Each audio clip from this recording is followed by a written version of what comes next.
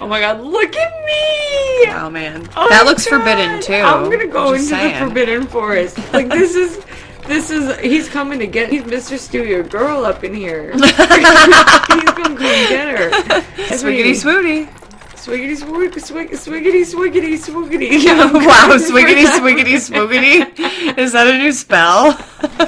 This is a booty class 101. Stop it, Rod. Stop. Oh. Swiggy swooty, I'm going for that booty. Running everyone down, just mowing them down with the booty. You are awful at this. You are genuinely horrible at this. What am I supposed to do right now? Probably get to the destination.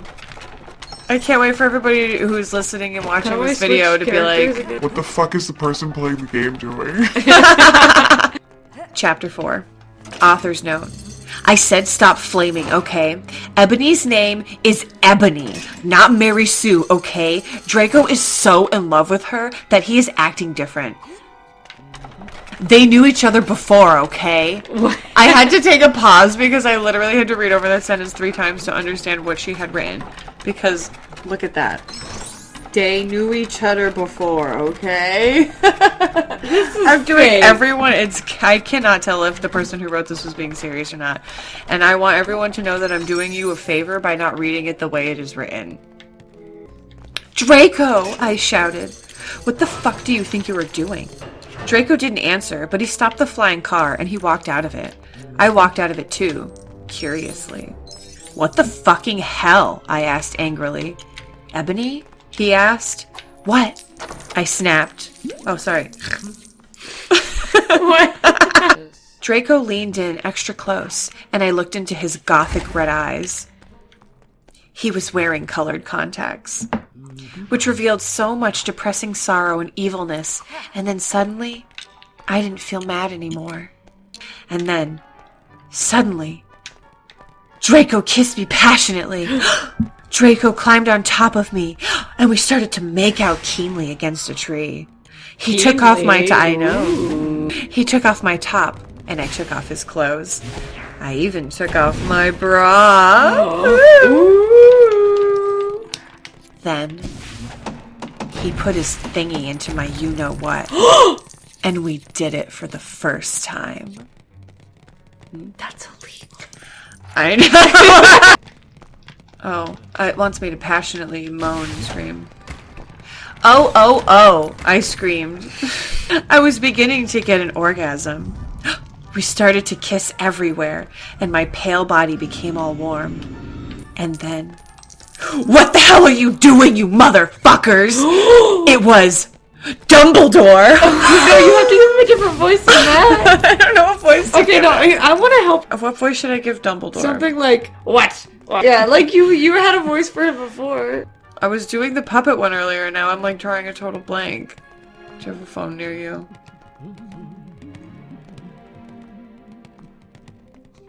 Dumbledore. Okay, I got it. I was singing the song in my head where they all just start like doing the like Snape. Yeah. Severus Snape. Dumbledore.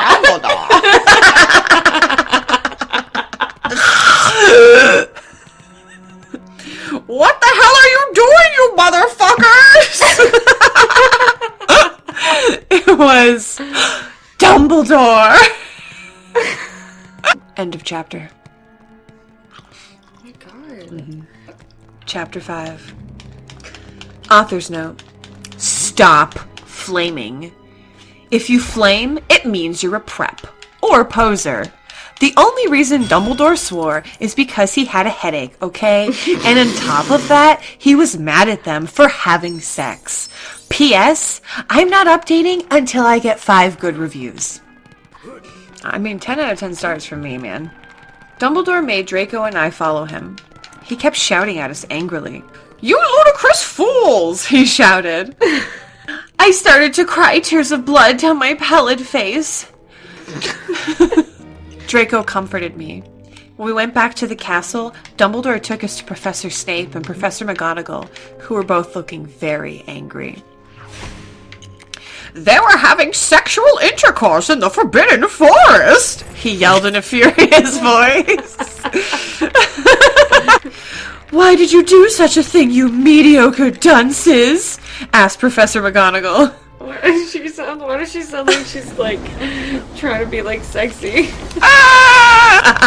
Because she's sexy in this, that's why.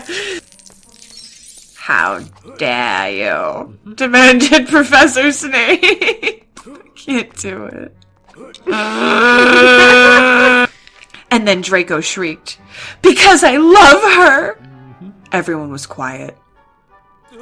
Dumbledore and Professor McGonagall still looked mad, but Professor Snape said, Fine, very well. You may go up to your rooms. Draco and I went upstairs while the teachers glared at us. Are you okay, Ebony? Draco asked me gently. Yeah, I guess, I lied. I went to the girls' dorm and brushed my teeth and my hair and changed into a low-cut black floor-length dress with red lace all around it and black high heels. For bed. That's for bed. Did she say she got dressed for bed? This is for bed. There's no way this isn't for bed. They went to a concert. They fucked in the woods. She's wearing high heels to bed? When I came out, Draco was standing in front of the bathroom. And he started to sing, I Just Want to Live by Good Charlotte. I just want to live. Don't really care about the things that they say. Don't really care about what happens to me. I just want to live. I was so flattered, even though he wasn't supposed to be there. We hugged and kissed, and after that, we said goodnight, and he reluctantly went back into his room. End of chapter. Chapter 6. Author's note. Shut up, preps, okay? P.S. I won't update until you give me good reviews. That's what she said last time. Yeah, but she's put an extra O in good. Oh. So. I put an extra O in my O just then. The next day, I woke up in my coffin. I put on a black leather miniskirt that was all ripped around the end and a matching top with red skulls all over it, and high-heeled boots that were black. I put on 2 pairs of skull earrings and 2 crosses in my ears. I spray-painted my hair with purple. In the Great Hall, I ate some Count Chocula cereal with blood instead of milk, and a glass of red blood.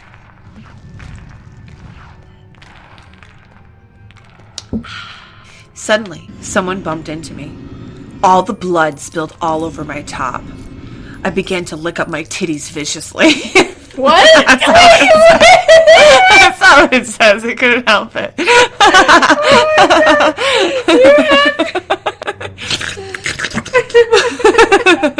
Suddenly, someone bumped into me. All the blood spilled all over my top. Bastard! I shouted angrily. I regretted saying it when I looked up because I was looking into the pale face of a gothic boy with spiky black hair with red streaks in it. He was wearing so much eyeliner that I was going down his face, and he was wearing black lipstick. He didn't have glasses anymore, and now he was wearing red contact lenses, just like Draco's, and there was no scar on his forehead anymore. He had a manly stubble on his chin. He had a sexy English accent. He looked exactly like Joel Madden. He was so sexy that my body went all hot when I saw him. Kind of like an erection, only I'm a girl. So I didn't get one, you sicko. Oh, you want to read your line? I'll read my first line. Your English line. You have to be English. Sexy English accent. We know you do your sexy English accent. I'll do your sexy English accent for you. I'm so sorry, he said in a shy voice. That's alright. What's your name? I questioned. My name's Harry Potter. Although most people call me vampire these days, he grumbled. Why? I exclaimed. Because I love the taste of human blood. He giggled. Well, I am a vampire, I confessed. Really? He whispered. Yeah. I roared. Yeah. Yeah! I roared. She said she roared it. We sat down to talk for a while. Then Draco came up behind me and told me he had a surprise for me. So I went away with him. End of chapter. That was a good chapter. I can't wait to do the Harry Potter voice more. This is the best. Oh my god, this is the first chapter that has a title. And if the other ones did, I didn't see them. I'm pretty sure this is the first one with a title. Alright, so this is the first chapter with a title. Chapter 7. Bring Me to Life.